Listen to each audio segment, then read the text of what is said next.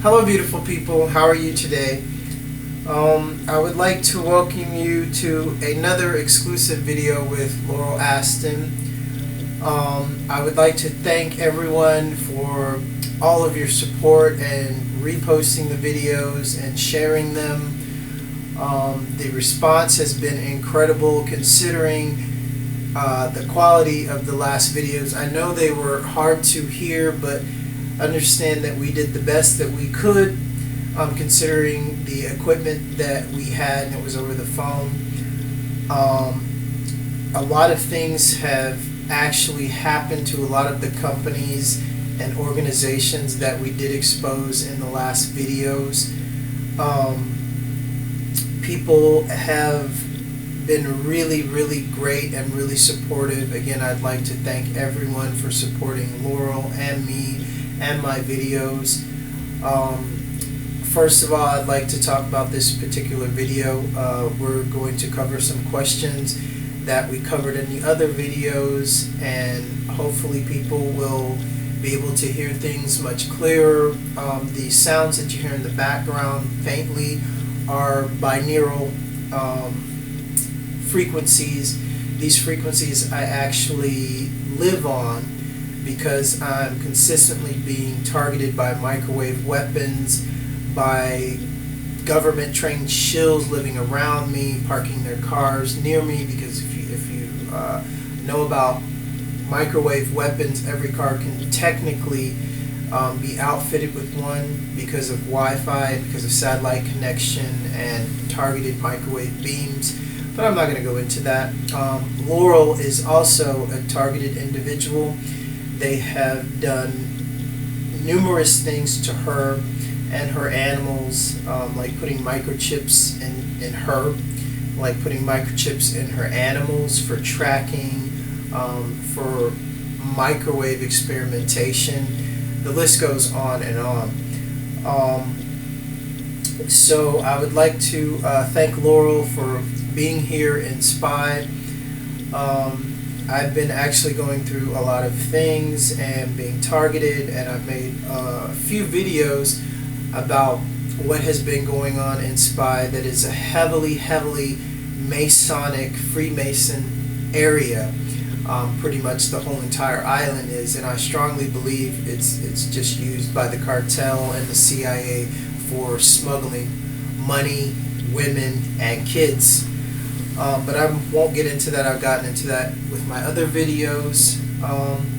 So I would like to say thank you to Laurel, and thank you for informing the people, and please listen up and please share the video and open your minds, because this woman has been through hell.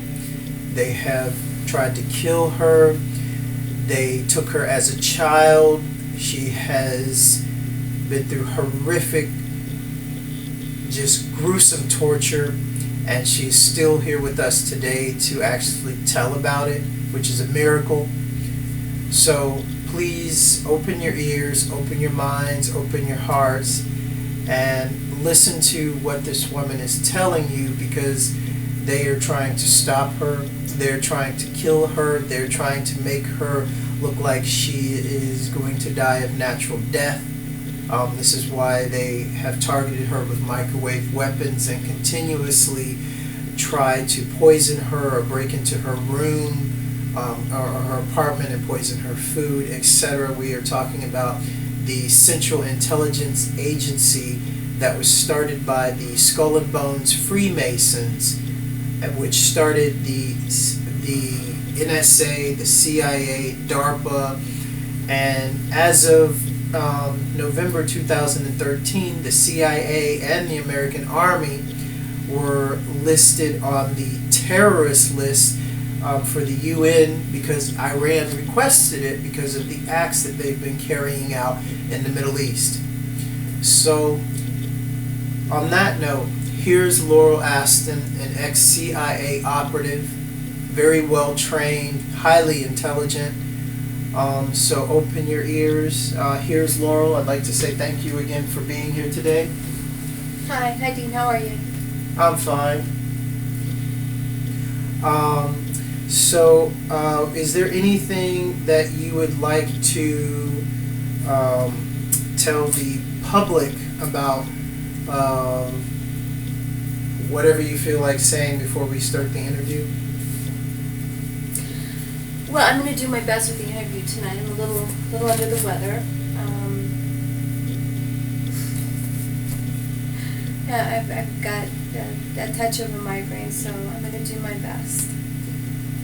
Okay, so let's get into the first question. What do you know about the Freemason organizations? Well, I was born into it. I'm the daughter of Prince Karim Aga Khan. He is the head of a satanic Freemasonic cult called the Ismailis. They were originally they are the first assassins, the Ashashin, who were the beginnings of the roots of Freemasonry, brainwashing, mind control, cultism,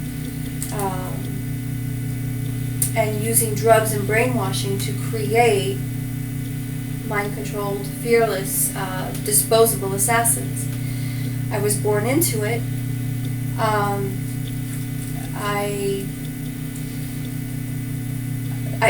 I was born into it, and I can tell you that I do not have a legitimate birth certificate anywhere on the face of this planet.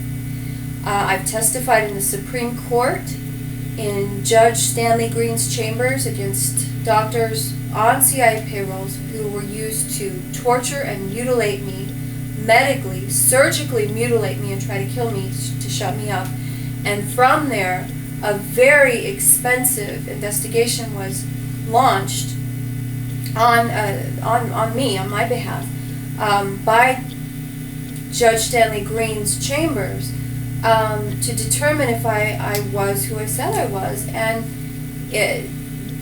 they got together with foreign military intelligence from around the world, police detectives from around the world, and it was determined that no one could find a legitimate birth certificate for me. So I have reason to believe that I may have been created in the same way that numerous other children in satanic cults are created in sex rituals. They believe that in order to get to heaven, you must be able to participate in these rituals with other Freemasons, stand naked with each other, and consider it innocent while engaging in every despicable, perverted act of sex and a sex orgy that you could think of. They engage in mass group, anal, vaginal, oral sex. In some cases, girls that are willing and unwilling will be impregnated during these rituals. Since there is no birth certificate for me, I have reason to believe I may come from one of these rituals. I grew up witnessing these rituals. Small children are taken to these rituals. By age 7, they are participating in them. Alcohol and drugs are usually present, and these societies are just completely backwards. They also, I should say, Ismailis consider themselves and call themselves Muslims, which of course they're not. Freemasonry falls along every religious line: Christianity, Islam, Buddhism, Hinduism, Judaism, and so they hide among these religions, and they've infiltrated all these religions. But they believe that while practicing aspects of these religions, their God is Lucifer, is Satan. They're Luciferians, and they worship Satan as God, the real God. To these people, everything that you would consider good and virtuous is wrong, backwards, and what you would consider bad is good.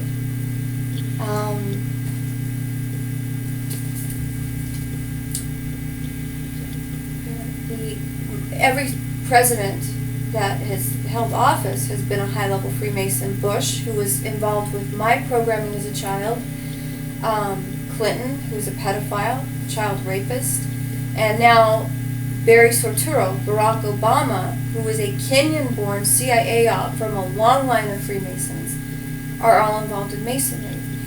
I came from Kenya, and I was trafficked over here. Like Barack Obama is born in Kenya and has a forged birth certificate, and I believe the people who okayed and validated his birth certificate have now all been murdered in an airplane crash. I was brought over from Kenya at age 4. I was sold to the U.S. military CIA by my Freemasonic father, Prince Karim Aga Khan.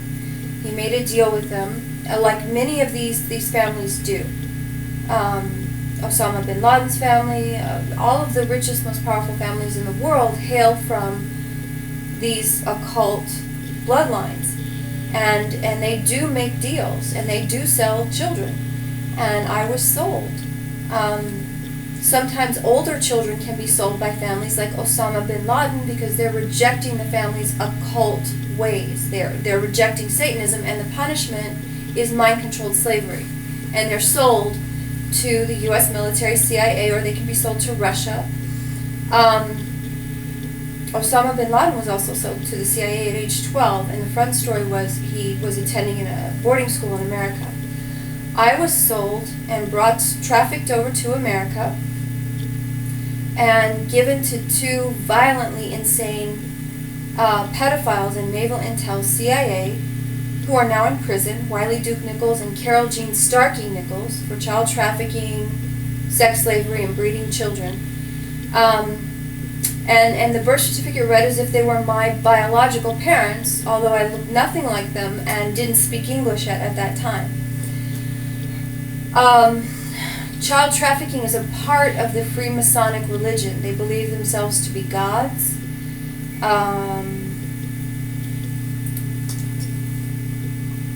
They believe that they have a right, dominion over the average human being who they view as donkeys, as cattle, as property.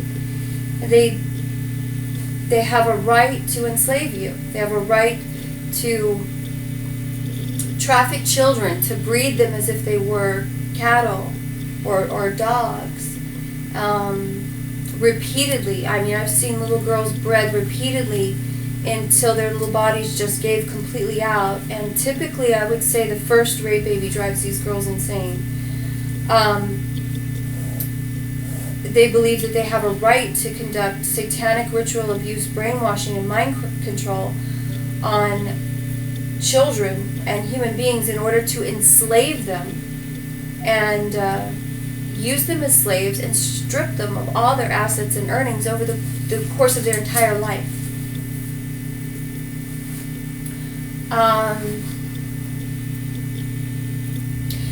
And I will say that, rape is a big part of the satanic ritual abuse. It's a big part of mind control. In the U.S. military, their mind control, which is all based on Freemasonry, Satanism, black magic, the final stage after children are raped, tortured, sodomized, gang raped, deprived of sleep, food, any love or human contact. This goes on for many years. Then a little girl by age 9, they give them fertility drugs. And the final stage in a female assassin's programming is to be raped as young as possible and forced to carry a rape baby against their will. This causes the girl's mind to shatter completely, and it cements the programming. It usually results in multiple personalities, but I think also far more important is the act of rape from one of the cult members of a satanic bloodline, in the violence, it's just a revolting, violent, disgusting act. And then being impregnated by one of these beasts It is the formula for demonic possession. It's vile and disgusting to feel your rapist growing inside of you. And the rage and pain and humiliation and 9-month-long rape typically results in insanity and demonic possession. The rape baby is, of course, a creation for the occult, for the cult. It's a servant of Satan. It is the formula for demonic possession. God in heaven would never allow an innocent baby soul to be born into such a filthy and violent situation, into a demented man who is a pedophile and a rapist, whose blood for generations has been involved in devil worship. So the baby is basically an empty vessel that is filled with evil. A demonic spirit or dark spirit fills the infant. It is not a normal human child. In some cases, a ritual is done, and say an old man like George Bush, who is from a long line of Satanists. His wife is descendant of Aleister Crowley. Barbara Bush is a witch in the who practices the occult. She's a descendant of Aleister Crowley, a well-known Satanist who began the Church of Satan. Sex, drugs, and rock and roll. That's right. all Aleister Crowley. Right, that's right. Let's say someone like him, someone like George Bush is on their deathbed and about to die. There is a ritual, the most powerful occult families in the world who are royalty, or fake royalty, such as Elizabeth Windsor, who is a Nazi, Blue Lodge. a witch, Yep. the head of the Blue Lodge, heavily involved in child trafficking, whose family changed their name in order to escape, the attention being drawn to the fact that they really did a title grab. They're not royals. And they're not Jewish. They're Zionist Nazis, Ashkenazi Nazis. That's why they changed their name. But anyway. So, and a lot of the royals are fake.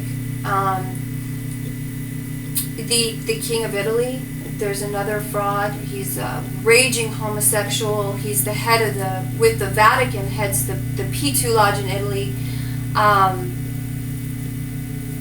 He is also a pedophile. He's involved in child trafficking, sex slavery, breeding of children. These powerful occultists will all gather when one of the old ones is about to depart their body, when they're dying. And they will conduct a vile ritual of drugs are involved, alcohol is involved, bestiality, human sacrifice. It's like a massive orgy of everyone just having oral sex, vaginal sex, anal sex, men with men. Homosexuality is a must. Men will be with men, women with women, men with children, dogs, whatever. Then they'll put George Bush on a pentagram, and they'll put a young girl. She could be as young as 9 years old, and given fertility drugs. And they will have George Bush rape the little girl and impregnate her, and at the moment he's having sex with the little girl and about to orgasm, they will actually cut the throat of the occult member who's dying to ensure that their wicked, dark spirit enters the baby being created in a ritual. It's called soul catching, and it's done on it's actually done on 2 pentagrams in a sacrificial area where they do this. They have the pentagram, and then they have the sacrificial table or whatever. That's and right. sometimes their kids on it, sometimes their members are on it, and that's how they transfer the evil soul into a raped woman.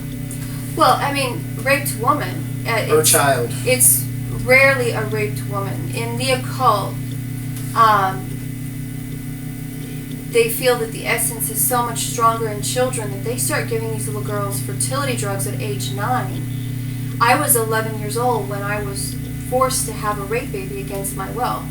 I believe that by the time I had it, the suffering was so great, and it was such a vile and repulsive experience that I was driven insane by it. And there's no question in my mind that what came out of me was not a normal human fetus.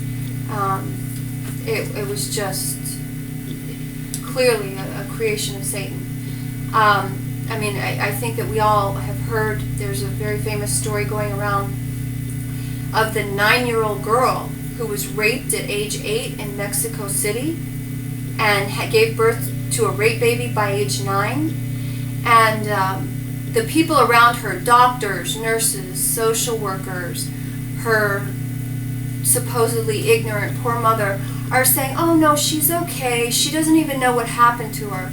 Well, having gone through it at age 11, I can assure you that even though she was only 9 years old when she had the rape baby, she knew what was happening to her. She knew she'd been raped. By age 9, especially in Mexico, there's no question that when her stomach was growing large and she felt her rapist baby fetus growing inside of her and moving around, she knew she was pregnant.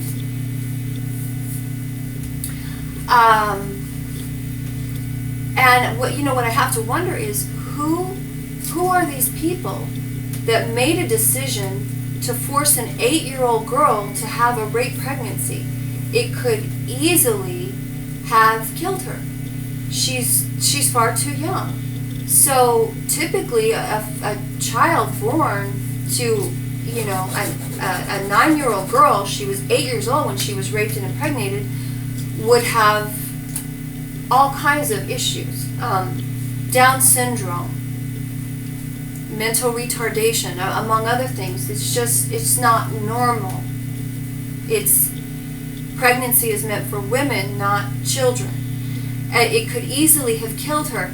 And the idea that she didn't know what was going on is ludicrous. The idea that she wasn't sick and suffering, the idea that she didn't know her little stomach was huge and her skin being ripped apart because she was pregnant and it came from her rapist fetus is ridiculous.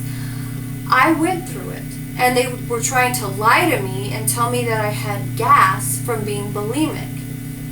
I knew I was pregnant. I knew the doctors and the nurses and the 2 people, Wiley Duke Nichols and Carol Jean Starkey Nichols, who posed as my parents with forged birth certificate, who are now in prison for child trafficking and the breeding of children, were lying to me. They were lying to me, and I knew I was pregnant, and I was suffering tremendously. Yes, so these people around this little girl, this 9-year-old girl, raped and impregnated at age 8, saying that she had no clue what was going on. There's no question in my mind that they are Satanists and that this child was bred, probably in a satanic ritual.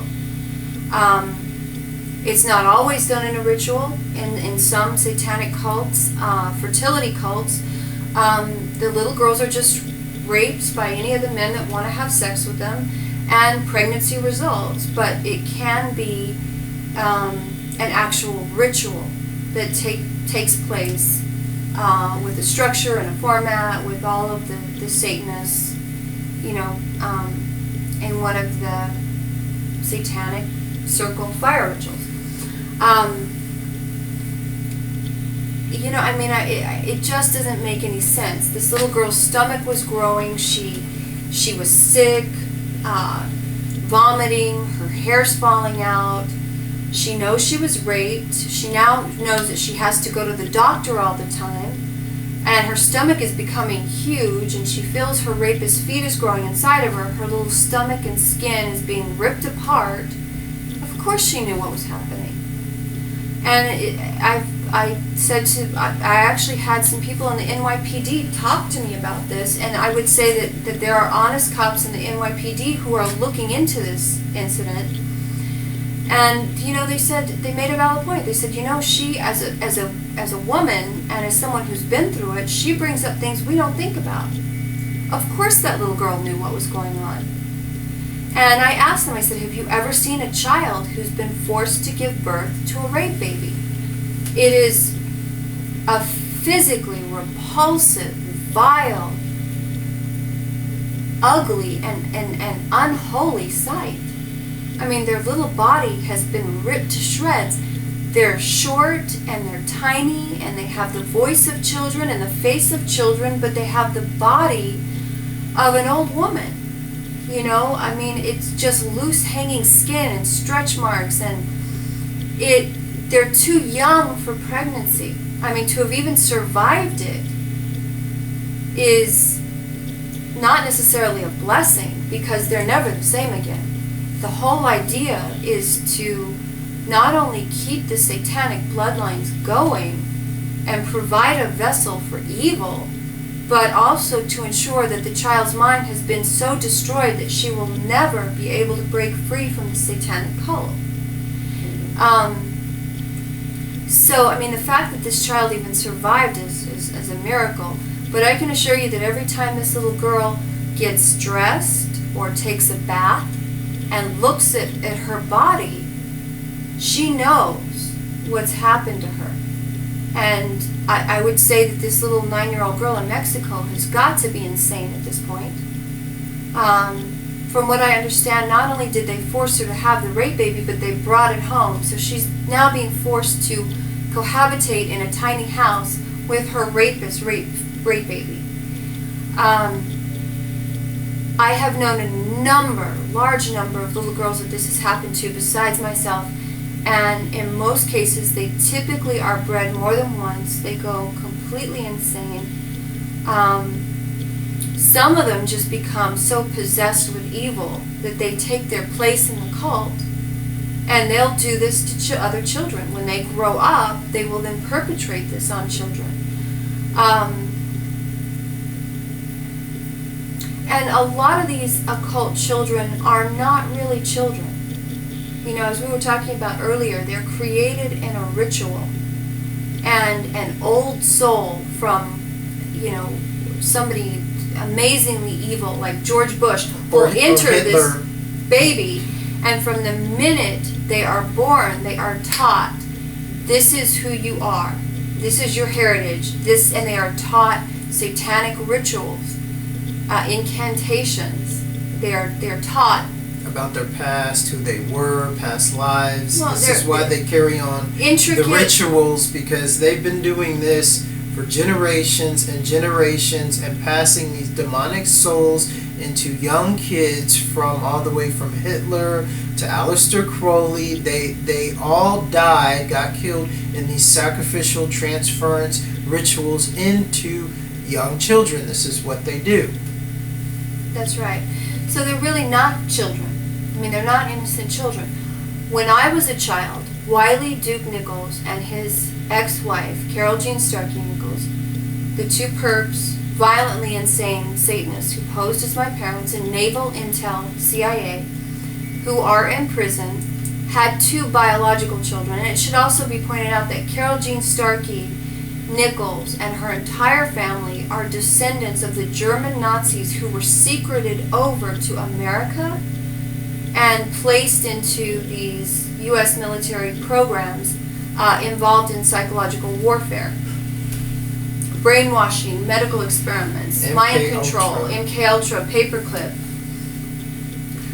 They had 2 biological children, and they were watching hardcore porn at age 4. You know, they were already into drugs and sex orgies at age 7 and 8 and 9. I mean, they began with marijuana and alcohol and graduated to hardcore drug use as teenagers. But they're allowed to have marijuana and alcohol and participate in sex orgies as young kids. They're taught how to perpetrate satanic ritual, abuse, mind control on other children. And their two children, Wiley Darren Nichols and Donna Nichols Warren, were as children already raping and torturing and sodomizing and doing sick things to little kids, and they both grew up to take their parents' place. Wiley Darren Nichols was caught in Taiwan with a fake passport. He was teaching, he had been there for a couple of years, and he was teaching English for 6 months at a school where a 5 or 4-year-old boy disappeared. He immediately left Taiwan and went to Los Angeles, California, and got a passport issued by the Freemasons through the CIA, stating that he was Darren Rockstarkey, with different information, and had never even been to Taiwan. Donna Nichols Warren took a job as a teacher, and she would befriend all the little girls who got pregnant in McLeod High School and babysit their babies for free so they could study or go out and, quote, still be kids.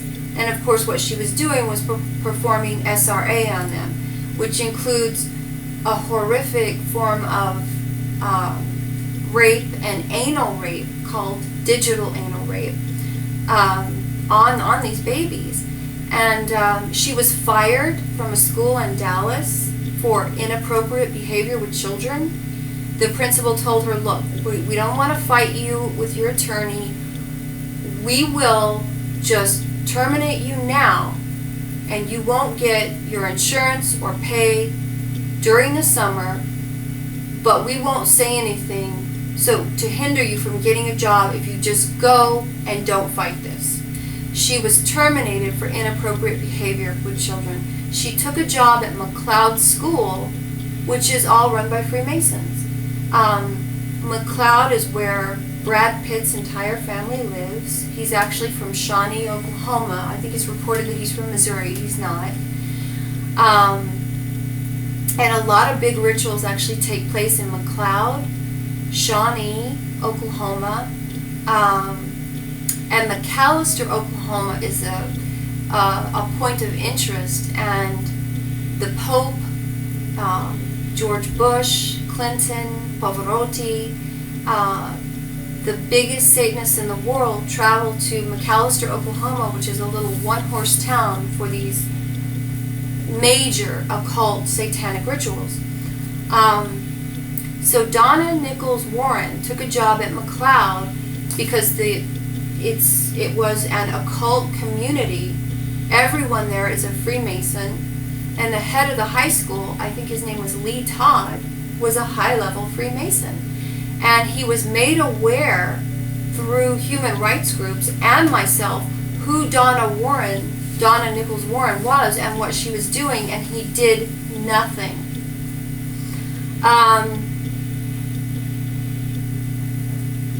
So this is who the children of these people are. They are not normal children. They may look like children, and police officers may say, well, they're just children. And what the police need to understand is evil and filth and sleaze and a history of demonic possession and occult activity is in their blood for generations. They're not just children. They're not innocent. They're already violently perverted, insane people who are already involved in murder and rape and torture and sodomy of other children. I'll give you an example. One day I was in Corpus Christi, Texas, in front of the Nichols home, and their daughter, Donna Nichols Warren, was at that time, very small child, very skinny, and there was a cop living one house over next door to them. And I suspect that they were already under the watch of the police, because it seemed to me like the cop was keeping an eye on him. But his dog, Elsa, a German Shepherd, a police dog, who I should also say was a very gentle dog, loved kids, and was so good with kids that that police precinct used Elsa in talks and demonstrations with schools and children. When police gave talks at schools with children, they used Elsa, and she always came, and she was sort of the mascot.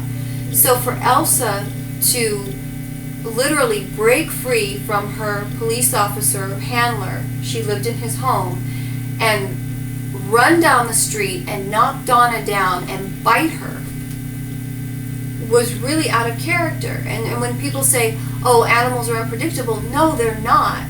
Elsa, I love animals, and I always played with Elsa, so Elsa cared about me, and she knew what human police officers may not have known, in that that tiny, skinny little girl was a disease. She was violent, she was insane, she was already involved with satanic orgies and murders and human sacrifice and infant sacrifice and bestiality. And the police dog saw this in her. And I believe if the policeman wasn't there and pulled her off, I think she would have. I think she meant her some real harm. So, you know, this is just like a basic overview of Freemasonry and the occult. And the occult.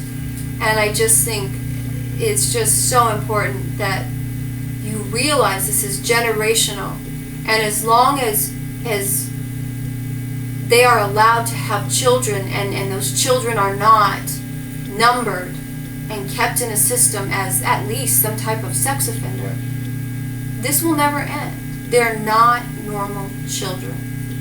And the police really need to understand that, because from what I understand, a number of people around me, Wiley and Duke and Carol Jean Starkey Nichols, and their children, the 2 CIA ops that tried to kill me in New York, Barry Atunga and Jin Yong Kim, and the ones at Lenox Hills Hospital, they're all going to jail. But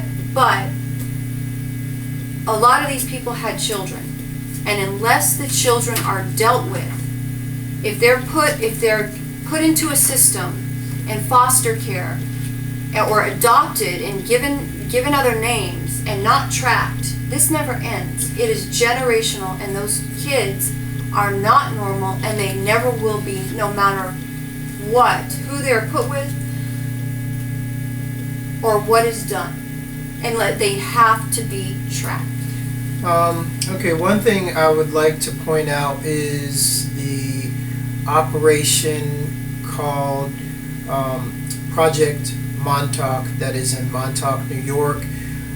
From my understanding, through me reading about how they actually do the mind control programming, and especially to young boys, because it's a boys club, a homosexual boys club, Freemasonry, I really need people to understand and wrap their head around what they actually do to kids to create these mind control assassins. Now, we all know and understand that men will give away millions just to have sex with a woman, or marry their whole fortune away for a beautiful woman.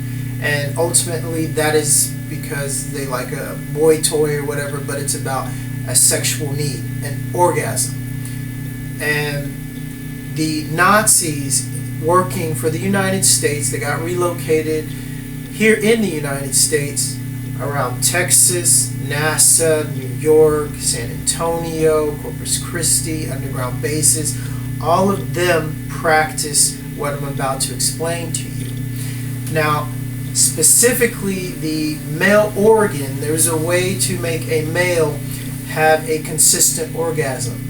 They do this to young boys. They hook them up to a machine that is specifically made for this, that will put a male into an orgasmic state for 20 minutes to an hour for programming. The reason why they do this is because when you're in this state, your mind is completely open and you are open to subliminal suggestion and mind control. This is how they create their mind control assassins. So let's move on to the next question, because I really wanted people to understand that this is what they do to kids, and this is what they've been doing for a very long time, and this is the essence of how they create their mind control assassins, whether they be male or female now. So Laurel, could you please tell the audience, how old were you when all of this started? I was sold by my biological father, Prince Karim Aga Khan, the head of the Ismailis, at the age of 4, with a forged fake birth certificate, trafficked over from Kenya, just like Obama. And my training began immediately. Wiley and Carol were given access to me in Africa, and the rape, torture, and vile, sadistic sodomy and sexual humiliation began with them then. By the time I was brought to America and given to them, it was not just mind control, and I was raped, tortured, and sodomized almost daily, sometimes for hours at a time. They, particularly with sexual humiliation, digital anal rape, they literally look at the clock and do it every 30 minutes to ensure that the child's mind shatters.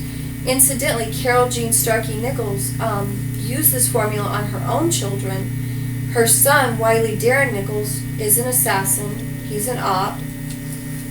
He entered the CIA when he was caught drug dealing and breaking and entering in Norman, Oklahoma with his lover, Rick Dawson, whom he named an illegitimate baby after.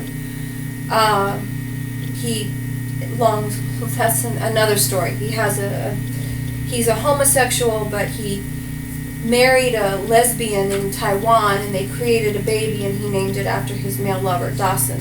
Okay, thanks, Laurel. So let's move on to the next question. Specifically, what have the CIA, Freemasons, gang stalkers, and what have they done to you? How far have they gone with actually using money that you've actually made, and they took it away from you through other handlers? Just taking it right out of my bank account, and then what has the CIA wiped out the bank account, and then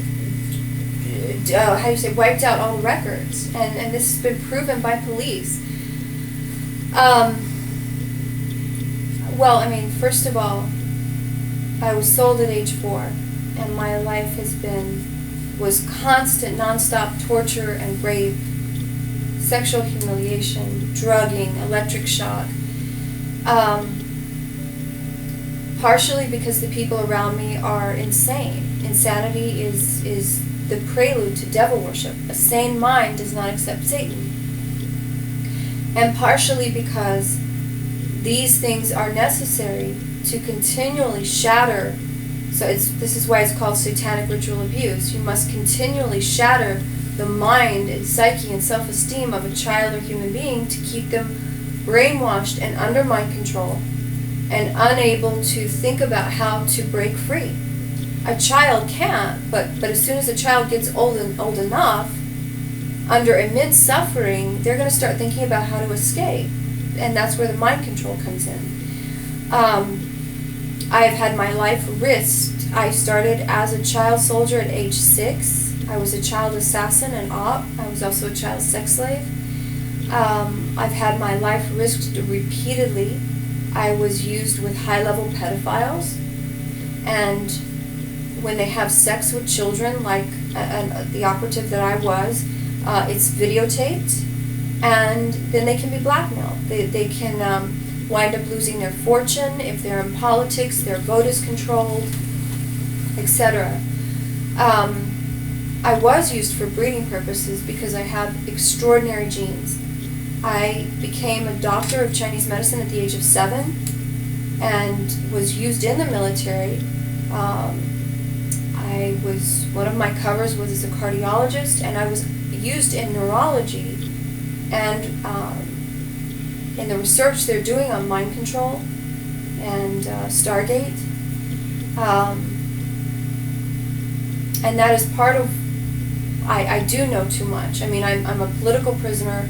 I'm being held as a political prisoner. They have, foreign governments have petitioned the United Nations for my release, and they've won in international courts. And I remain a political prisoner because I was used at the highest level, and I know too much. And I've been subjected to brainwashing. I've been subjected to brain surgeries. And I can't remember 3/4 of my life. And they wanted to protect the core of this evil system and what they're doing with trafficking and taking over other countries and brainwashing people into thinking that, hey, we're invading, a country because there's a terrorist threat there to keep you safe, and really they're raping and murdering and just looting the country. I was raped and bred at age 11. The rape baby did not survive. It didn't. What I saw come out of me didn't even look human. I had been drugged. I was a child, and so it just wasn't meant to be. It was unholy. It was a creation of Satan. It's the work of Satan. Of course, as an assassin, I began fighting by age 5. And I've never stopped fighting. And I'm maybe one of the only ones one of the few, to be legitimate and really break free. Most of the people in this program, so die. The vast majority die as little children during programming, or they die on assignment, or they commit suicide. But no one escapes. I saw what the military was doing with the creation of AIDS and injecting people with viruses in Africa under the guise of vaccination. I saw what they were doing, the created starvation, the way they treated people, the mass genocide, murder. What they did with little children was unreal. Soldiers were not allowed to give food or water to the children that the U.S. military was purposefully starving to death. And in some cases, these people were so insane that because they got so sick of starving, nearly dead little children, begging them for some water or food, they would actually kick them or beat them so that they would know not to even look at anybody in the U.S. military. Having seen this, I couldn't bear it, and I was trying to help little children in Africa with my medical training. I was trying to, with my training in the CIA, uncover the networks and expose what was being done. And of course, I came to the conclusion that the U.S. military were seemingly at the top of it. But while the U.S. military are at the top of it and are the most powerful and prominent child traffickers and drug runners in the world, they are puppets of the Vatican and the Blue Lodge. Puppets of the Vatican and the P2 Lodge in Italy and the Blue Lodge, run by the Windsors. And when I discovered this, I was punished by the Freemasons and sold as punishment for what I was doing in my work to expose what they were doing to children in Africa. I was sold to the homosexual king of Italy, who had me drugged, raped, tortured, sodomized, drugged to the point that I couldn't even stand up. And I was then given to a homosexual member of his family. I don't know if it was his son or his nephew. He was tall, dark hair. He was a screaming queen homosexual. He was so effeminate.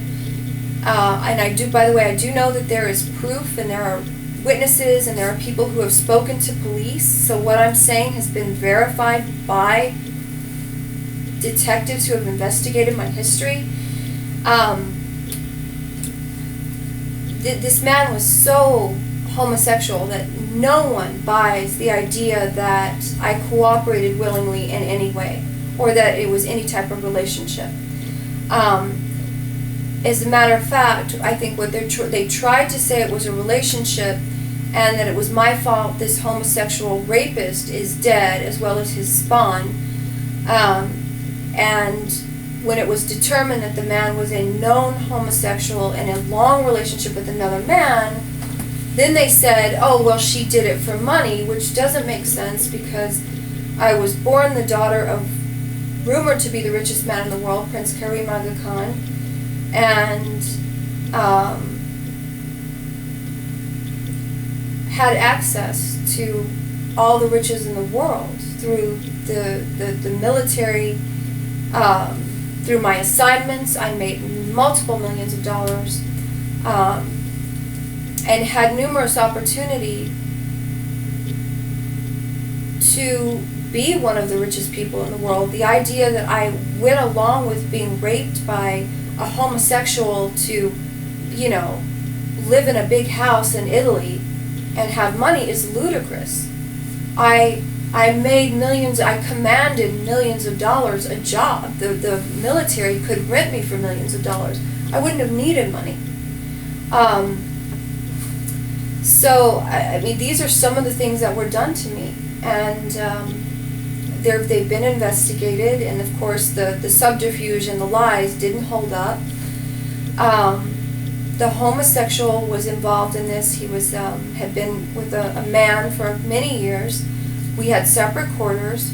He drugged me, he raped me, he sodomized me, he eventually impregnated me.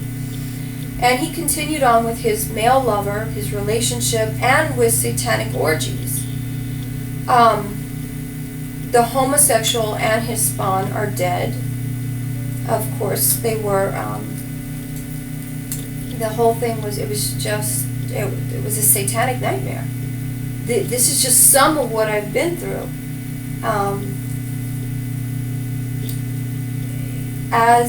As a military operative, I commanded multiple millions of dollars. My last CIA cover was as Laurel Aston, Hollywood producer. I put together deals that netted multiple millions of dollars, and yet I had nothing to show for it. Nothing.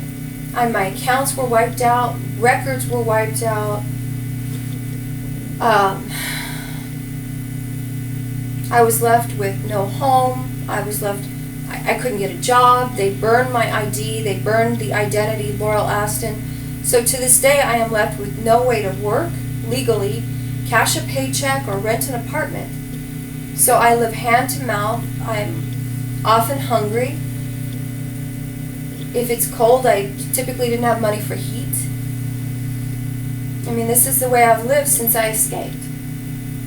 And in some cases, I have to say that I've been worse off since my escape than I was as a slave.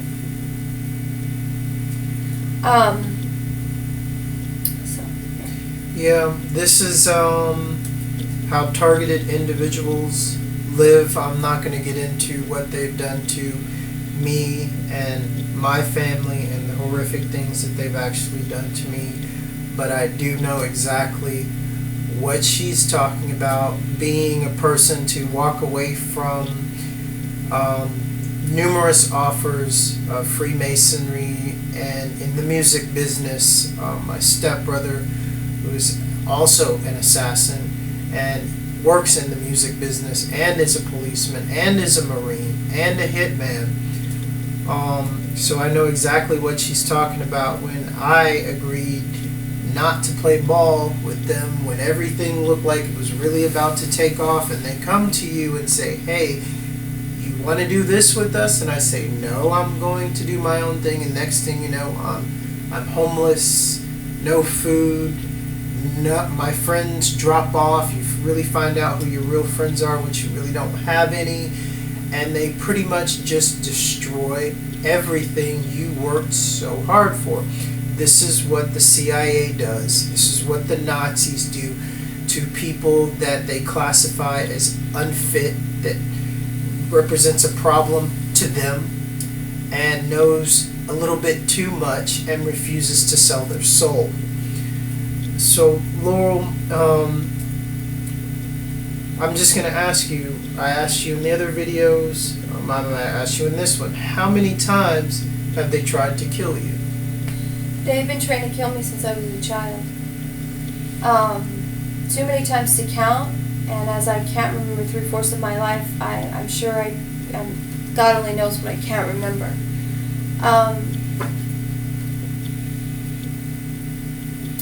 I can remember Wiley beating me to such an extent that I believe that he was actually trying to kill me. On a military base, I was beaten, raped, tortured, sodomized by him and his friends. As a child, I could only barely see out of one eye. They gave me a mirror and let me look at my face and said, "Oh, you see, this is what you get for fucking with us." At the age of 9 in Corpus Christi in the Gulf of Mexico, Wiley Duke Nichols took me out on a boat with a friend of his, Abernathy, and they took me out to the middle of the ocean. I mean, they took me deep sea and filled the water with chum, blood and guts, fish heads, to attract sharks. And when there was a feeding frenzy, once there was a feeding frenzy of sharks going on with the tons of chum they had thrown in the water, they threw me into the middle of it. And I came out of it. I remember something slimy touching my leg, and I think I passed out. I definitely had a moment of time loss. And then I just remember swimming towards the boat and making it out of it. There were actually a few incidents of that. Another incident occurred when I was a teenager. Other little girls were being sacrificed and thrown to the sharks. And I remember a ceremony being done around me, and they said, "Well, I'm being sacrificed, but I'm royalty, I'm a princess," so there was a ceremony before I was sacrificed, and this was considered holy, but I lived through all of it.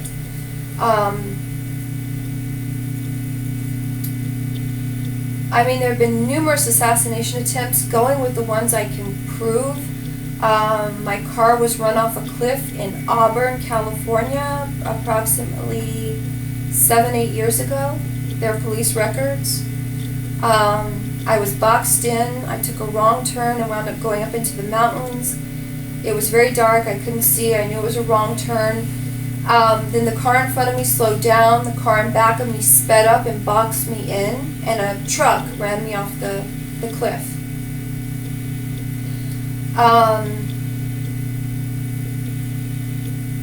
I had an assassin on me as a roommate in Los Angeles at the Ravenwood with a fake CIA issued ID and passport. Jasmine Flower Bouchon, her husband, ex-husband, Blaise Bouchon, owned the C'est la Vie and La Maison de France in Bellevue, Washington. They're both CIA ops. She was trying to kill me. Her ID is completely fake. She had about 5 or 6 passports and driver's licenses. In New York City, they were constantly sending assassins after me. I had an assassin come after me after work at like 1 o'clock in the morning on a train. One came after me, which I posted on my Facebook page. I was on my way to work in Queens, and an assassin came after me on the train. He was a martial arts expert. He had a gun. It was summer, and he had on a thick wool long sleeve shirt and gloves in the middle of summer in New York City, and big glasses, you could hardly see his face, and a baseball cap, and a gun tucked under the back of his shirt. You know what I mean? It's like he had a t-shirt, and then he had on a heavy wool worker shirt hanging loose to conceal the gun tucked in the back.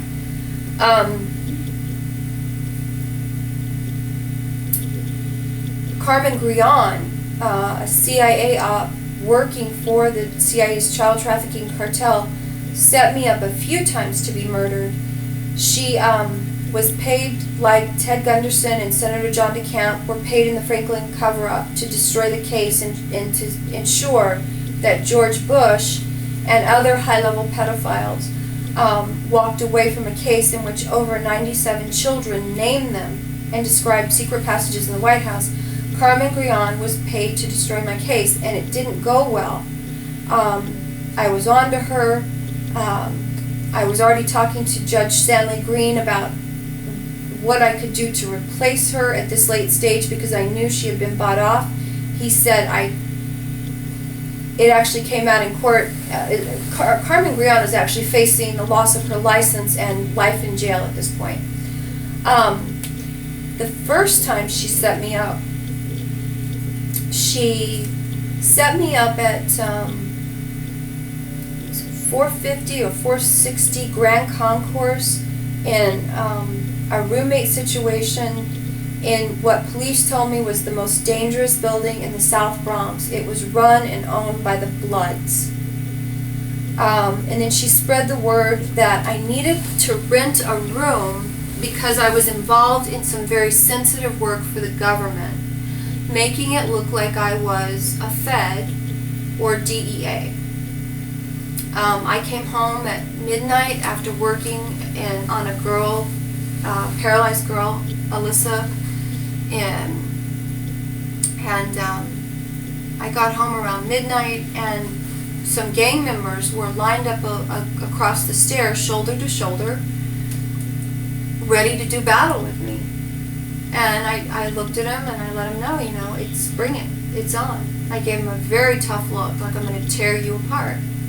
And then I reached down into my ankle strap to pull out a very small 2-inch knife, which is legal, by the way, in the state of New York. And they just separated like the Red Sea. Carmen also set me up to try and get some kind of fake inoculation against the flu, in which I was being set up to be drugged and killed. Carmen Grion with Dr. William B. Rosenblatt, who was paid to surgically torture and mutilate me, and with Dr. Amilda Karen and Dr. Babubian from Unimed, then to try to kill me, tried to set me up. And by the way, this was a lot of this took place under police surveillance and was captured on tape. And so they were facing charges for this. Carmen told me, look, Dr. William B. Rosenblatt's playing hardball. He's not going to settle. You need to hurt him. Don't do anything serious, but just hurt him a little bit and scare him, or you will never get your money. And my friend, let me tell you, your case is serious. No one's going to help you. I cannot help you get a legal ID. I am not going to file for asylum for you. So if you don't get this money, I don't know what you're going to do. Now keep in mind that I was often hungry, didn't know how I was going to pay rent, was working like a dog, sometimes 17-hour days for almost no money. I was exhausted, I was scared. I mean, you don't know what that kind of exhaustion does to someone. And I was being drugged, electrocuted, subjected to microwave weapon attacks, and being told that, well, this could be your life. You need to hurt this guy and scare him to get your money. Stupidly, Carmen was told, oh, don't worry, we're going to protect you. The police don't believe her. Basically, these people in the CIA at the top are ready to sacrifice these low-level people like Carmen Grion, Barry Atonga, Jin Yum Kim, just in a shot-in-the-dark acts of desperation. What Carmen Grion didn't know was that her phones were tapped. She was surveilled at all times by honest cops, not only in the NYPD, but cops from other parts of the country, feds, foreign military intels, and these setups were captured on tape. Ken Spiegelman. Again, police were surveilling me. This was captured on tape. And Ken Spiegelman is an old, creepy, violent pedophile. Army Intel CIA working for Obama. He was running a sex slavery ring out of the Oxford East on 49th Street and 2nd Avenue in New York City, and the Grand Spa on Grand Street in Chinatown, among many locations. And the money for this sex slavery was being sent to Obama, who was the CIA's man in office. Ken Spiegelman is a homosexual. He's in his 70s, but acts of molestation are acts of hatred and mind control. They're not lust, because Ken Spiegelman is absolutely homosexual, as is Obama. Ken Spiegelman and his crew wanted tax write-offs, so they were actually getting tax write-offs by sending this money to Obama for his campaign and receiving tax write-offs and invitations to the White House.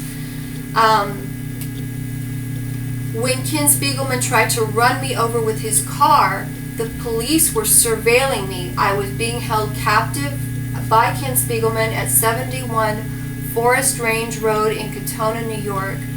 I had been calling, all of the human trafficking organizations, but particularly Fiona Nathan of Safe Horizons and Shauna Limbs at Sanctuary for Families. And I told them I was being held captive by someone in Army Intel CIA involved in trafficking and sex slavery, and they did nothing to help me. Fiona Nathan told me, well, we'll give you a one-way ticket to Kenya. You can't take your animals. You can take one suitcase. And basically they were going to dump me in the Nairobi airport with no work papers in a country where people are starving to death, with no work papers and no ID, just a one-way ticket to Kenya.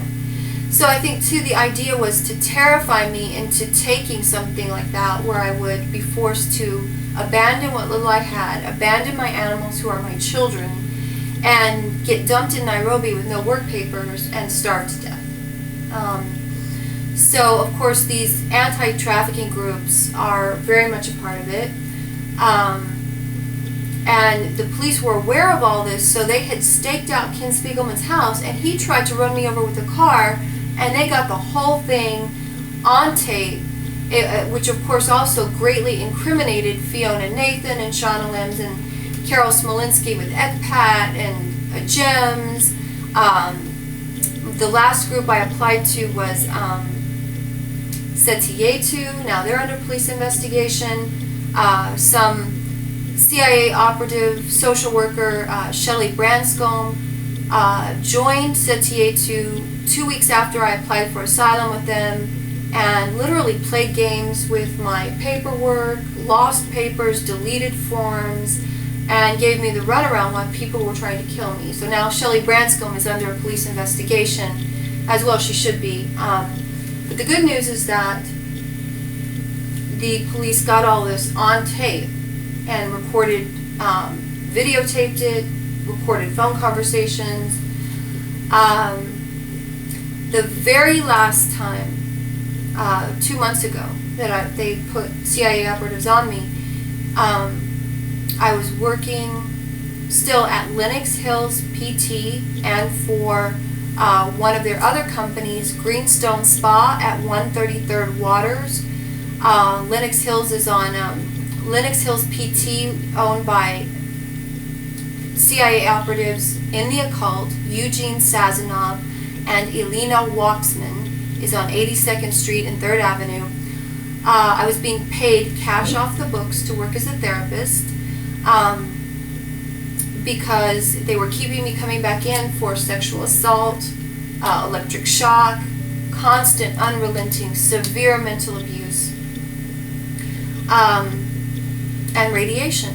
While I was working there, my hair was falling out, I was becoming deathly ill. The police did a very good job of getting evidence on these people. It was nothing but a front for human mind-controlled slavery. They did create a great deal of insurance fraud, but all of their patients were mind control victims or other occultists, Freemasons.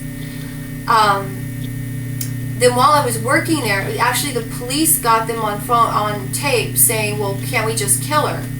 They got Christina Popov, who had supposedly gone to the Swedish Institute in New York and was a, quote, licensed massage therapist, on videotape saying, don't worry, she has no clue what's going on. She thinks I'm here to get her out.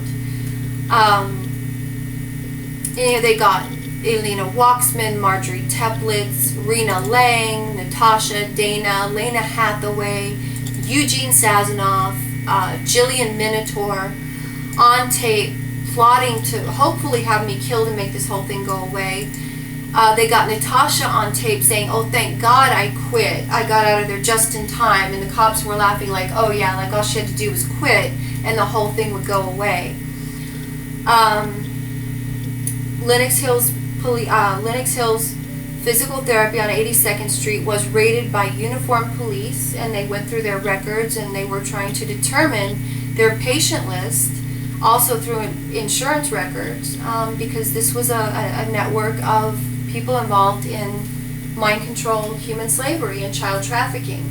And from what I understand, these people are all in the process of having their children taken away from them, as well they should.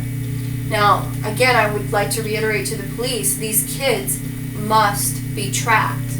They are not normal, and they will never be normal, and they must be tracked like sexual predators, like sex offenders, because it's in their blood. You know, these are occult children, and they are not normal.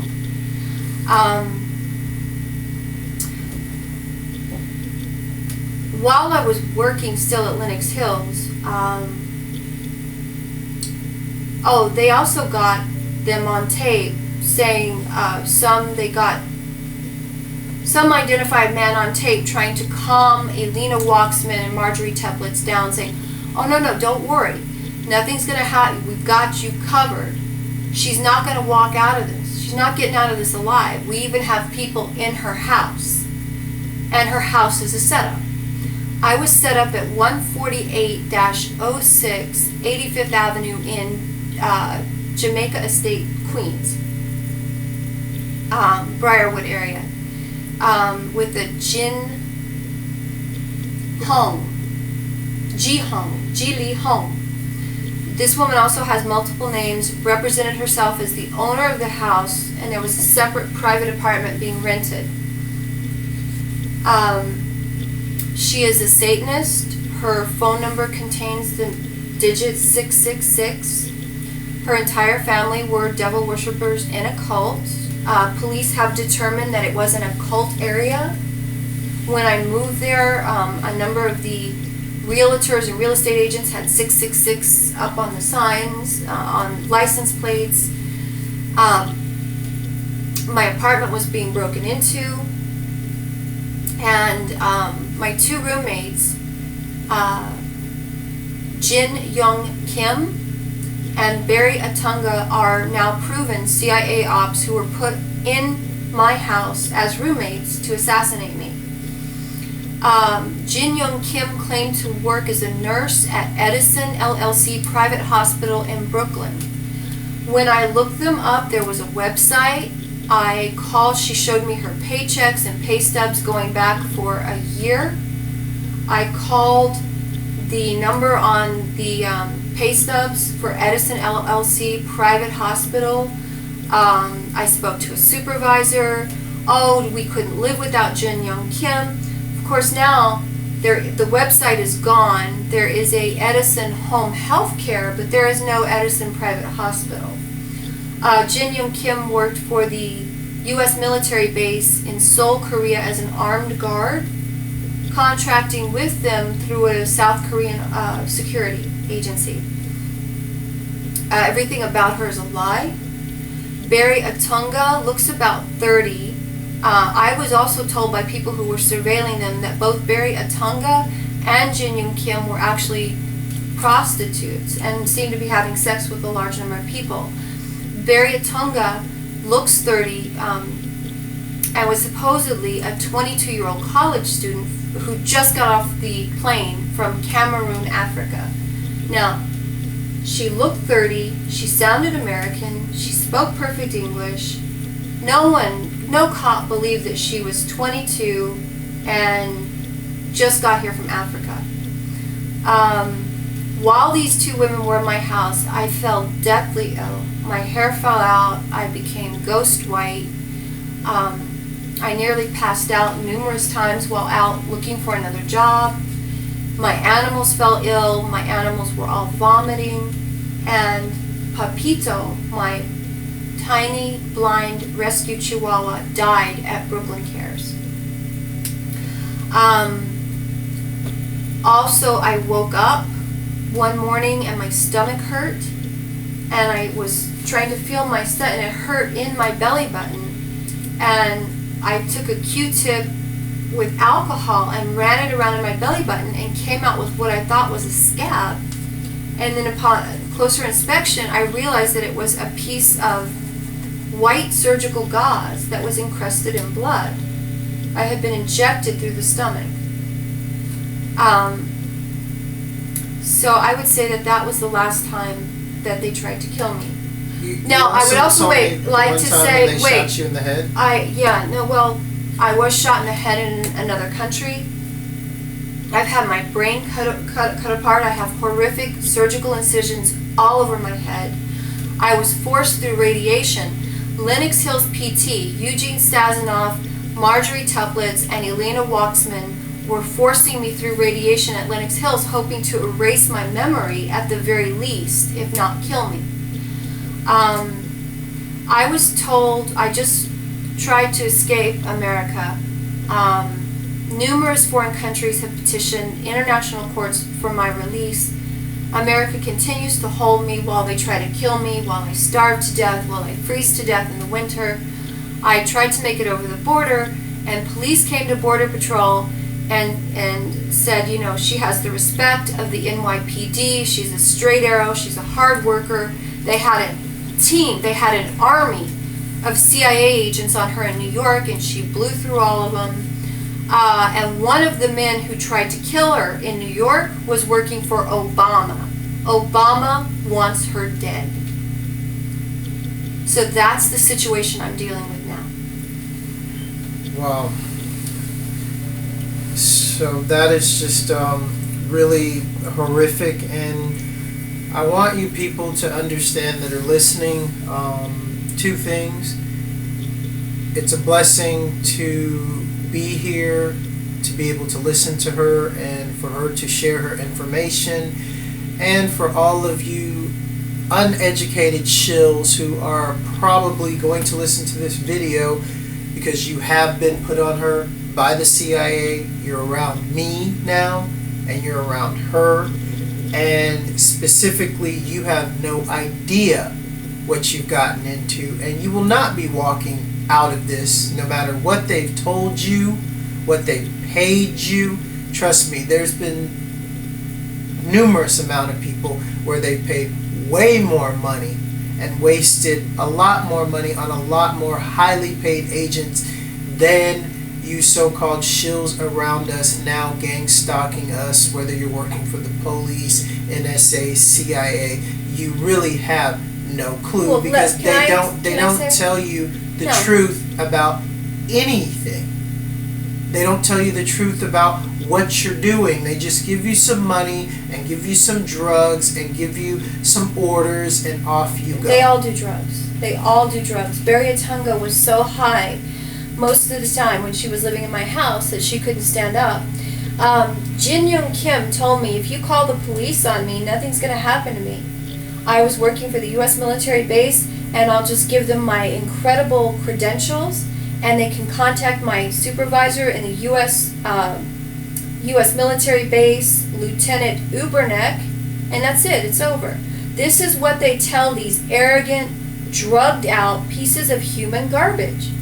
Don't worry, we've got you covered. You know, nobody cares about her. No one's going to help her. You know, They offer them big rewards, and the fact is these low-level druggies like Barry Atunga, they're nobody. If by any miracle they pull off a big job, they're never going to get what's promised to them anyway. I mean, Barry Atunga is this dirt poor, homely 30-year-old woman trying to pass herself off as a 22-year-old college kid. And when I threw her out of the apartment and called the police, I was putting her books together so she could collect her things and get out of my apartment. And she had all these, out of her, quote, school books, fell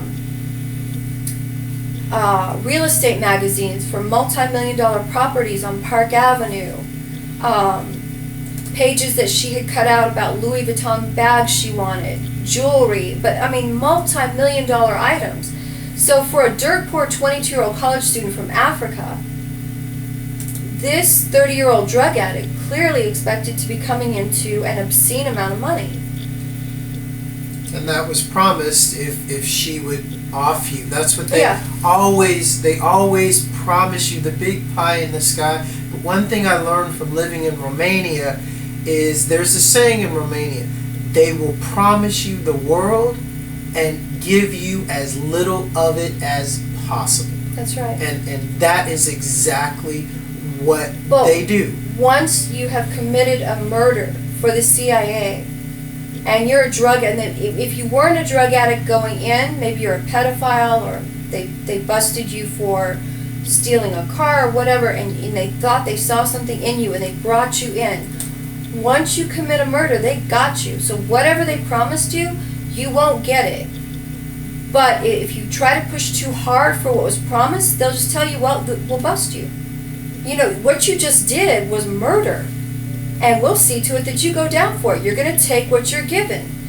And you begin to realize, I watched it happen. I was at the very top, but I watched what they did to these low-level ops. They would get them to murder, and they got a small fraction of what they were offered, and it took years and years and years for it to even be beneficial. I mean, for the most part, these lower-level CIA ops are drug addicts and criminals trying to escape shady pasts who live a pretty crappy existence, and then probably get taken out before they get to the ranks that they start to see any real benefit.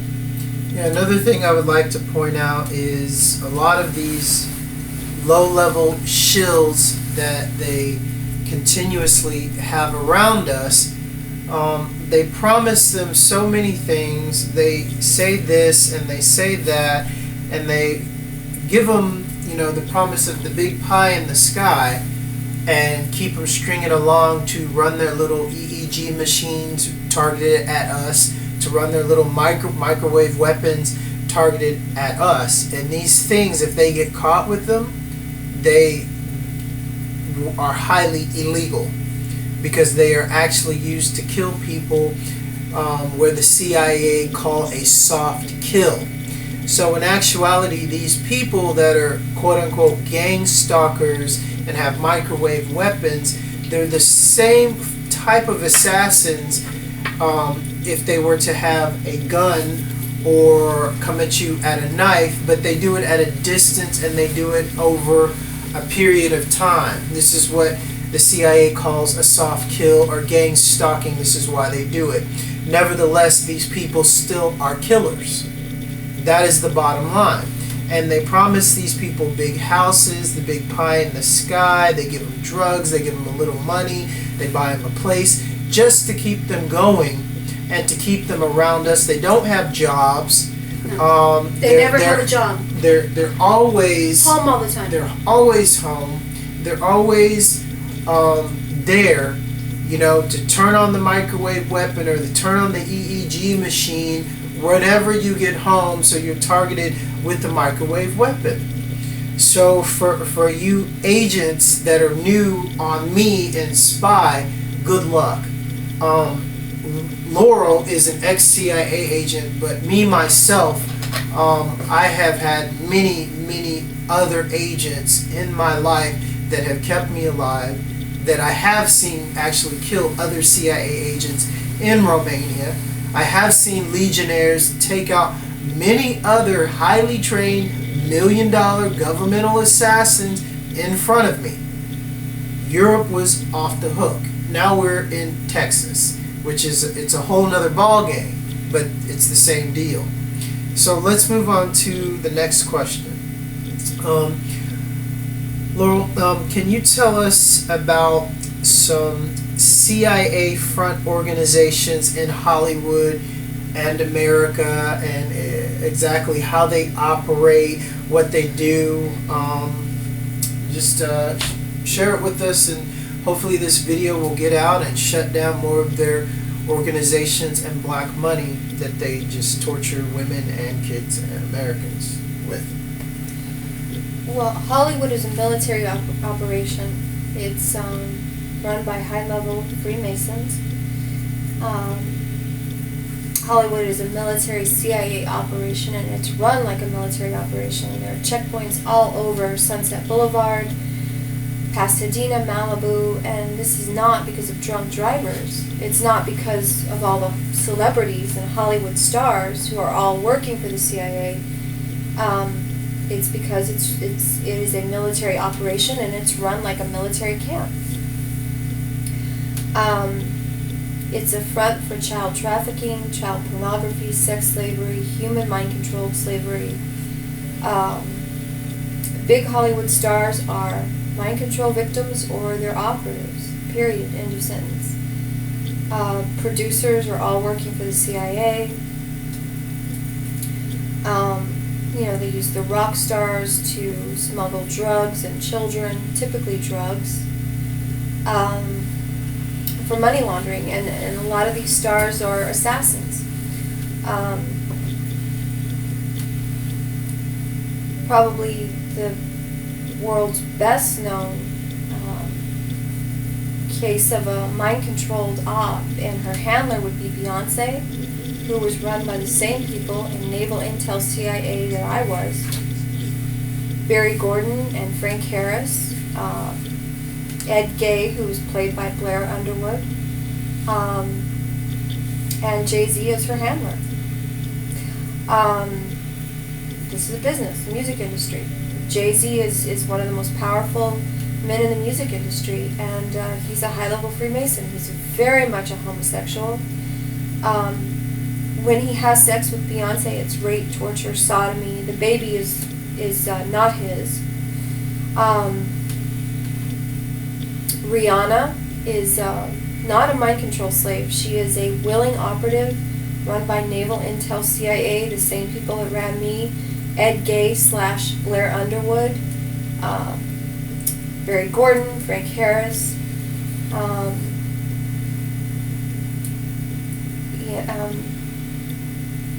So pretty much everything in LA is a front. I mean, I told the cops, pick up a rock and throw it in Los Angeles, and you just probably hit a front for mind control, or a front for occultists involved in a cult. They're all, in order to be in a cult, you must be involved in their activity and help in some way.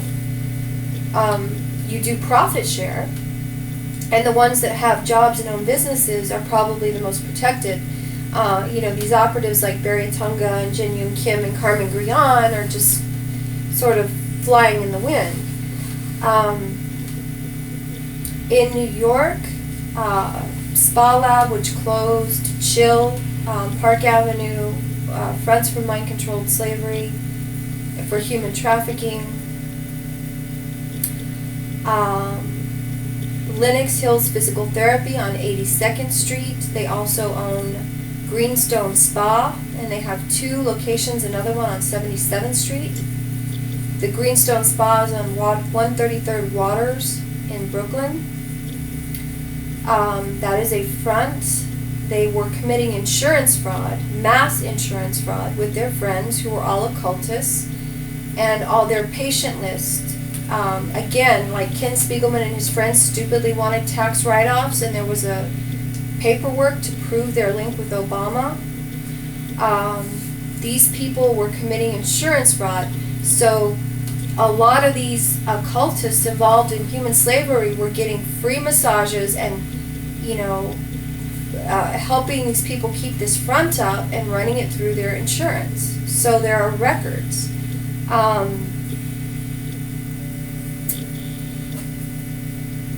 You know, the patients at Lenox Hills Hospital were occultists involved in slavery.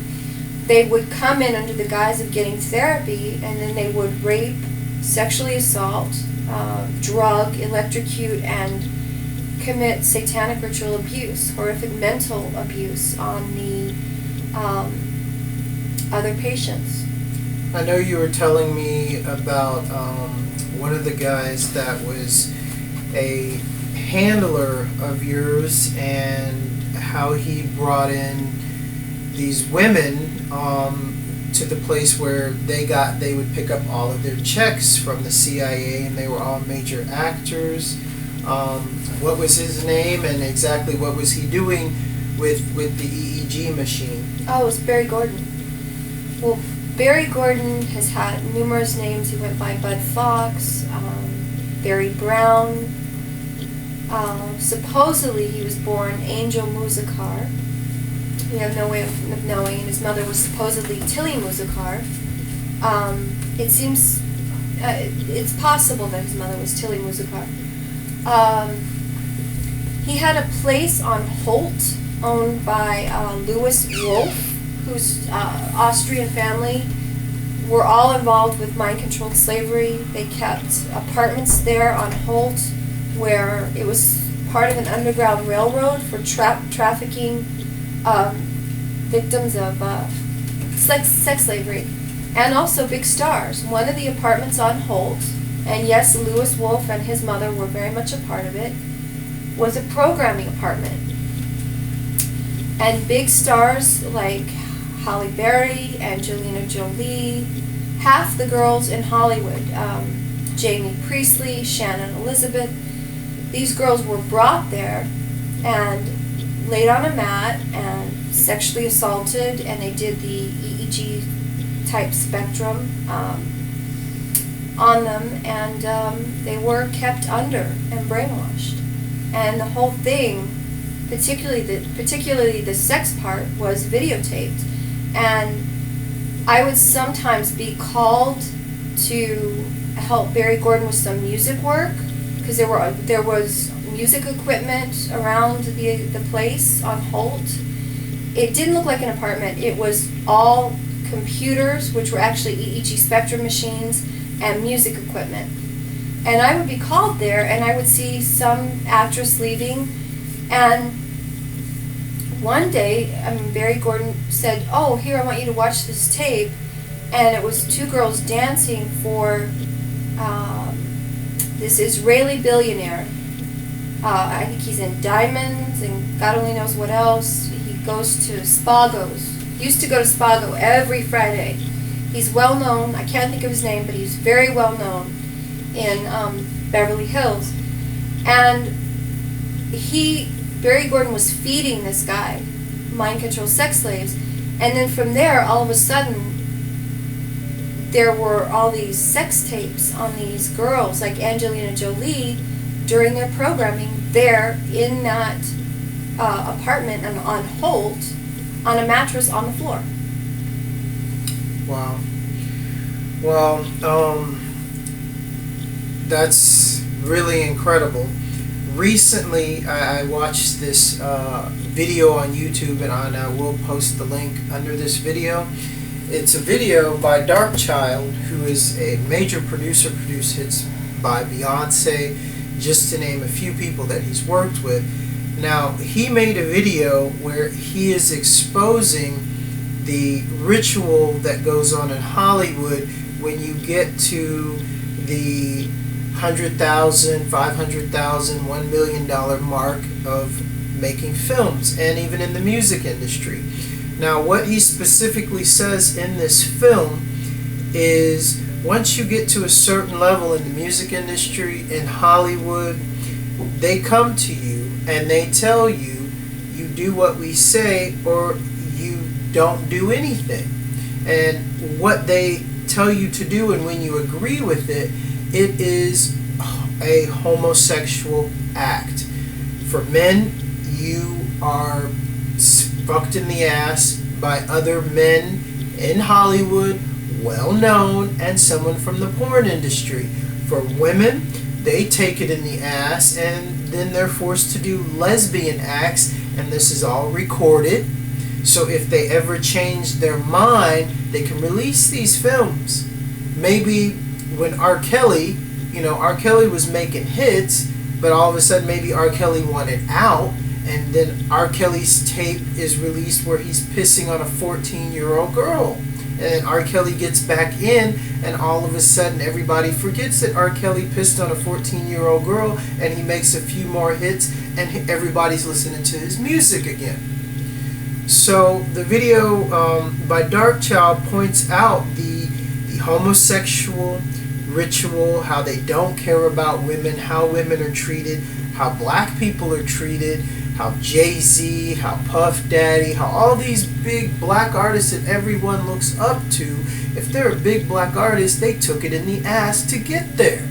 If they didn't, you don't hear about them. So, Laurel, can you tell us some of the major actors that are gay? I mean, I asked her this question, and when she told me, I was shocked. But now I'm starting to really look at these movies, and when you look at the films, you can really start to see it. One of the major actors that I was shocked to hear was Vin Diesel, and for all you ladies out there, I mean, this is the Hollywood trick. You don't get that big without getting in with the other boys. It's a boys' club. So could you tell us some of the major actors that you know of that are gay in the music industry and in Hollywood? Well, I think it's only relevant because it's part of this homosexual pedophile Freemasonic network. And that's the main thing. Brad Pitt is one. George Clooney. I mean, these people they're all part of this homosexual pedophile network. If you're a Freemason, you are bisexual at the least and must engage in acts of pedophilia. Well, they only use women for breeders. Women are whores and breeders in these Masonic cults. It is definitely an old boys network.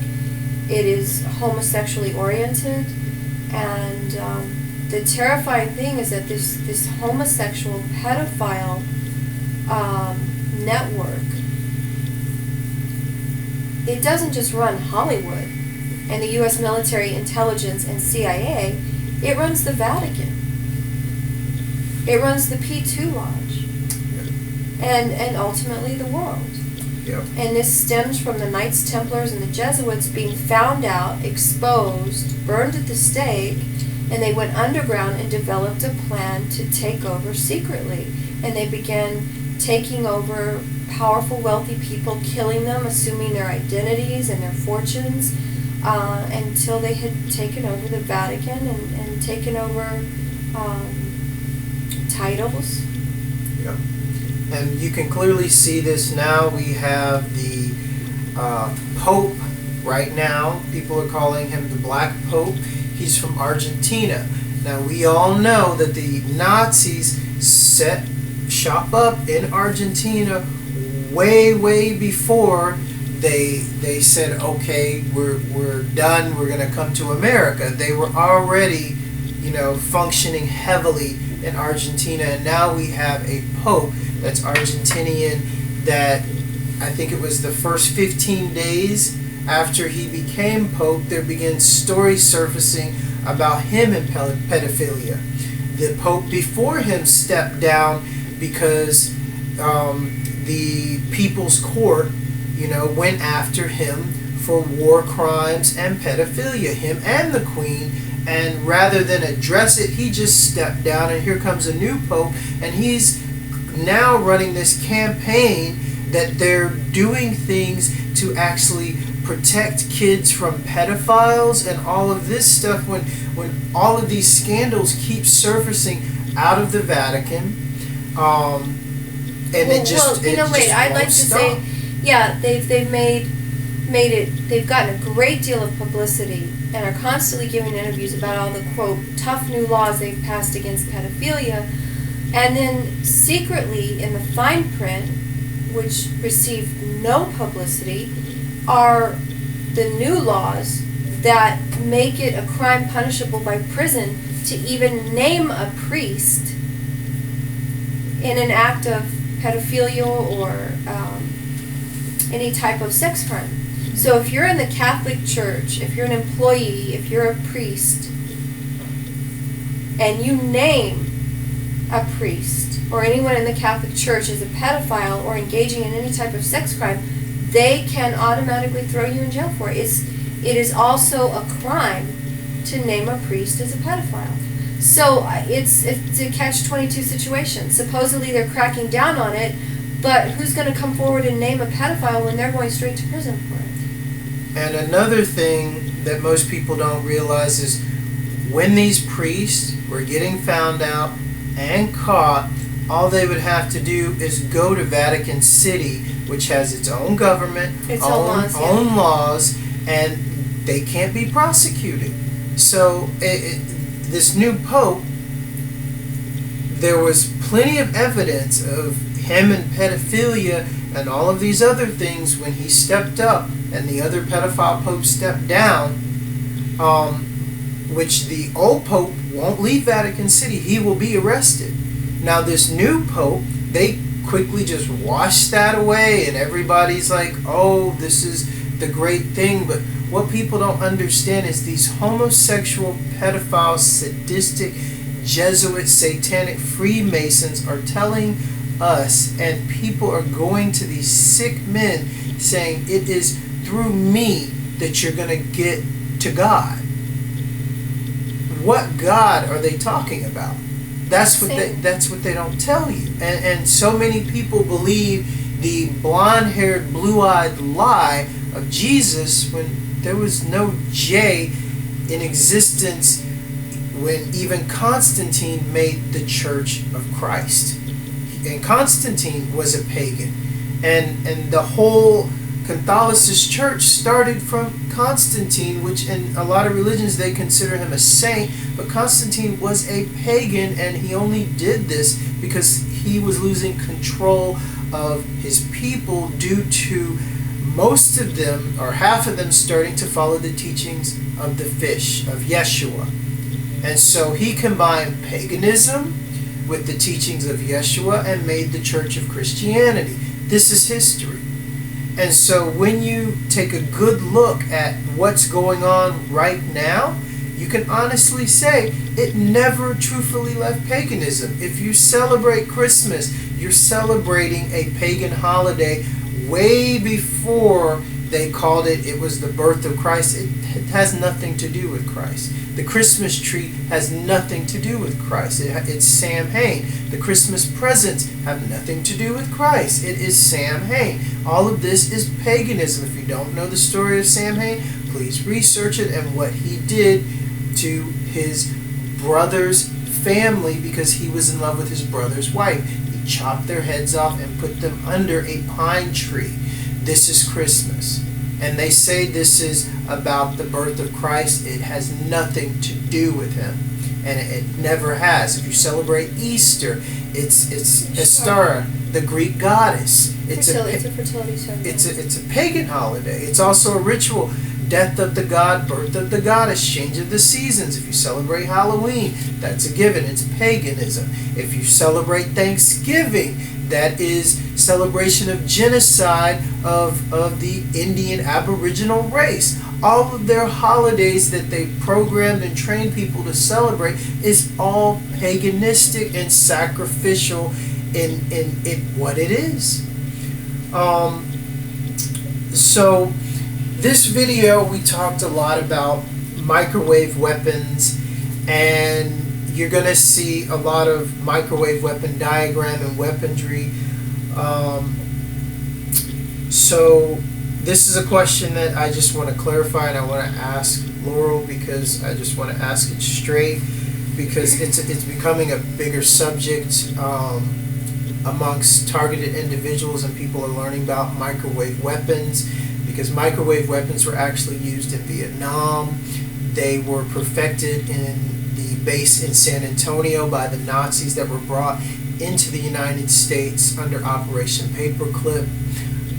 Microwave weaponry is very serious. I want people to understand that all of the alien abductions, that's all bullshit. Aliens that have been around for hundreds and thousands of years are not all of a sudden just going to come and fly to Earth and start kidnapping people. If you look at history, why did alien abductions really start to take off and skyrocket when the Nazis perfected the Nazi bell? The fact of the matter is, the American government brought these sick fucks over to the United States, gave them jobs in bases like San Antonio, and underground bases like Area 51, and let them start yanking humans out of their homes and experimenting on them, putting microchips in their heads, which is what the RDIF chip is, exactly what it is. And it's used for targeting for the EEG machine, and the EEG machine gets that signal, and then when you sleep they do whatever they want to your head, because the EEG machine is used for brain mapping, and then they shoot you with a microwave weapon and they fill your room with radiation. And this is what soft kill or soft killing by the CIA exactly is. So they've been doing this to Americans for a long time. People have been brainwashed into thinking that they're aliens through Hollywood and through many other ways, but the fact of the matter is the Nazis perfected UFO technology, and I'm sorry, I'm not going to believe that aliens are going to fly thousands and thousands of miles here to stick an anal probe up our ass. I've already explained to you what the whole anal probing is, but you have so many stupid people out there believing it's aliens, and they stick anal probes up your ass because it's what CIA Hollywood has shown you in movies. This is a brainwashing mechanism to throw some BS on what is actually really going on. Okay, so this is what they've been doing to the American public, and they've started doing it to whoever they want in the whole wide world. These people are called targeted individuals. For whatever reason they're targeted for, and the CIA just cannot go in and pay a kill team to go in and shoot up the house or put a bullet in their head, or in Laurel's case it just doesn't work. They get little low-life shills and train them in the use of microwave weaponry, EEG machines, and so on. Now, I wanted to ask Laurel, of course, but I wanted her to explain what she's been going through. So I just want to ask her, are you being targeted with microwave weapons? And if so, what has this done to you, and how long has it been going on to you? Well, it's used as a punishment anytime you're fighting your handler. So off and on my whole life, it has been unrelenting torture. I mean, right now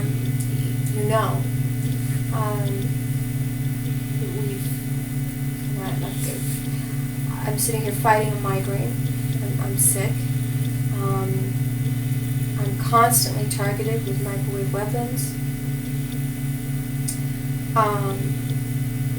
The incidents with Lennox Hill's physical therapy and Jin Yong Kim and Barry Atunga was only 2 months ago. And I haven't had a chance to recuperate or rest. I work like a dog. I'm making no money. I'm living on a diet of beans, peanuts. This is not a recipe for health. It's causing my hair to fall out. I have bald spots. My color's bad. I don't feel good. And I mean, at the moment, I'm fighting a massive migraine. And this is all brought on from what we're talking about. So I'm doing my best to talk to you about what's going on, and it's very difficult because the fact is You're fighting the I'm programming. fighting the programming. I'm fighting microwave weapons assaults. I'm fighting a migraine from all of this. You know, my life is hell. I don't have an identity. I'm being held still as a political prisoner. I'm hungry. I'm cold. I'm always tired. I'm in pain. Another thing I'd like to point out is being a targeted individual, they will go as far as to pay for an airplane to spray a specific chemtrail over the area where you're staying that is filled with microscopic nanotechnology that will get into your food, get into the air that you breathe. Another thing that Laurel has undergone is severe surgery to her brain while she's been awake. They've put things into her nose cavity. If you know about the RDIF chip, the prototype, this is what they would do. They would put it up through your nose so it would send a signal to your brain cortex, and with brain mapping and EEG machine, basically they can read your thoughts. Everything that you're thinking, they can read it because it is transmitted and deciphered on microwave frequencies. So they will record this all day via satellite, via cell phone, via Wi-Fi, whatever means, and then when the targeted individual goes to sleep, or Laurel goes to sleep, anything that she remembers, anything that she thought about that day, it's brain mapped on the EEG machine, and then when she sleeps, they will hit you with microwave weapons and they will try to erase it from your memory. This is documented how this operates. They do the same thing to me. They do the same thing to her. But the thing is, I am aware of it now. She's aware of it. We do our best to fight it and expose it, because this is what the CIA is doing, because they can't pay agents now to come around and to sit in vans and big vans around where we are because it's too obvious. No, they did. They did.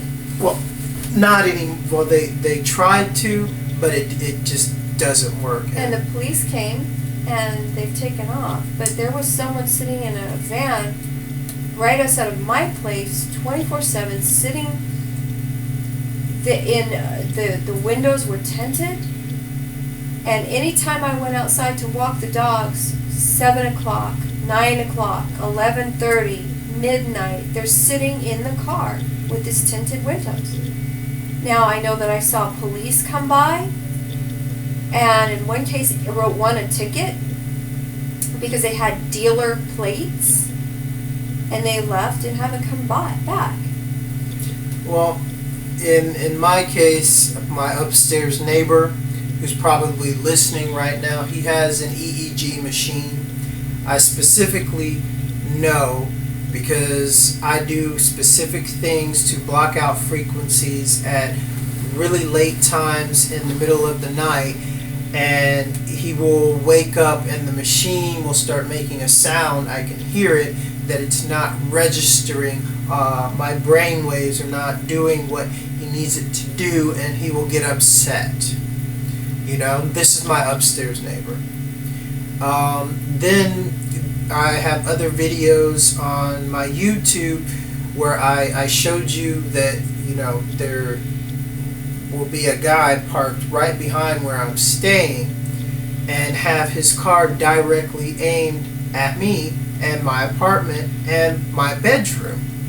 Now I want you to understand, one of the things that I did help the Legionnaires do is find out how the Rothschilds were going in and hacking into people's accounts, stealing money, transferring large sums of money with microwave technology via cars, via satellite. And I call these cars HARP cars. These are cars that pretty much function like a mobile HARP antenna. And when you get a group of them together, they function like a little mini HARP. This technology has been proven, and these cars singly are parked outside of targeted individuals' homes, and they are used via computer, via cell phone, targeting mechanisms with an EEG machine, or with someone around them that's targeting their mind and playing frequencies to wipe out your memory, make you sick, give you heart attacks, basically a soft kill. So I would like to thank you for your time. I would like to thank Laurel for her time, and we will do our best to do another video while she's here.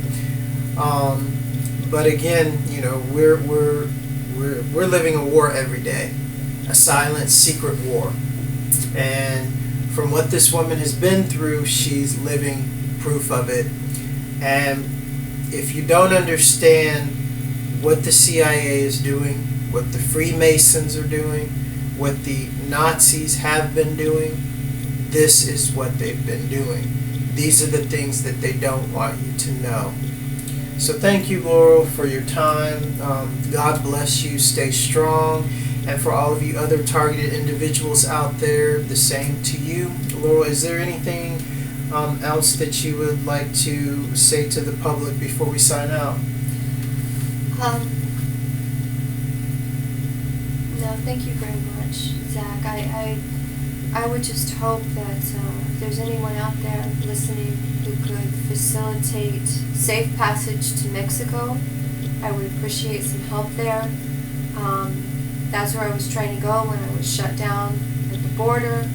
And as you know, as you can tell, my life here is a great deal of pain and suffering.